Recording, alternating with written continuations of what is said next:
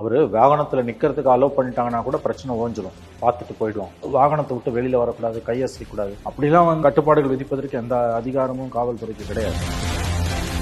நேரு பேர் சொல்லலை, enforcement directorate கேஸில் 1000 கோடி ஊழல்னு சொல்லியிருக்கு. 1020 கோடி ஊழல் இது ஆக்சுவலாக பேச ஆரம்பிச்சிருக்காரு. அது ஸ்பெசிஃபிக்காக எடப்பாடி கூட இந்த அளவுக்கு பேசலை, ஆனால் இவர் பேசுறாருன்னு போது அது வரவேற்கத்தக்கது. கோடிக்கணக்கான பணத்தை லஞ்சமா வாங்கிக்கிட்டு தகுதியானவங்களுக்கு எல்லாம் வேலை வாய்ப்பு கிடைக்காத அளவுக்கு பண்ணிருக்கிறாரு. எவ்வளவு பெரிய ஒரு ஏமாத்த வேலை. கரெக்டா ஒரு பாயிண்ட் சொன்னாரு, போன தேர்தல் அறிக்கையில சொன்னதே நிறைய நிறைவேற்றல, அதுக்குள்ள அடுத்த அறிக்கை போய் சொல்றதுக்கு புழுகிறதுக்கு வந்துட்டாங்க. அது கரெக்ட் தான். அது சாமானிய மக்கள் விஜய் பக்கம் ஈர்க்கப்பட்டதுக்கு ஒரு காரணம் திமுகவுடைய பூச்சநாச்சு இல்லாத குடும்ப அரசியல், வாரிசு அரசியல். இதை திரும்ப திரும்ப பேசினா மக்கள் மத்தியில் ஒரு டிராக்ஷன் கிடைக்கும்.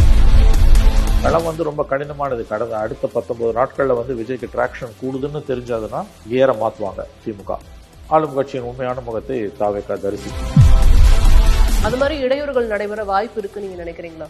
அளவுக்கு அதிகமாக கூட்டம் கூடும்போது யாராவது ஒரு விஷயமே எதாவது பண்ணிட்டான்னா கூட பெரிய அளவில் சிக்கல் வெடிக்கும். அப்போ ரொம்ப கண்குத்தி பாம்பா அதை பார்க்க வேண்டி இருக்குது.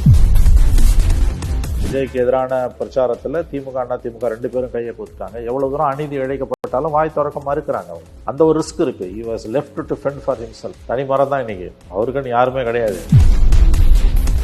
இந்த ஒரு அதிகாரியும் தான் மாவட்டத்தில் விஜய் பிரச்சாரம் செய்வதை இன்று விரும்புவதில்லை. ஏன்னு கேட்டீங்கன்னா, கட்டுக்கடங்காத கூட்டம் வருது.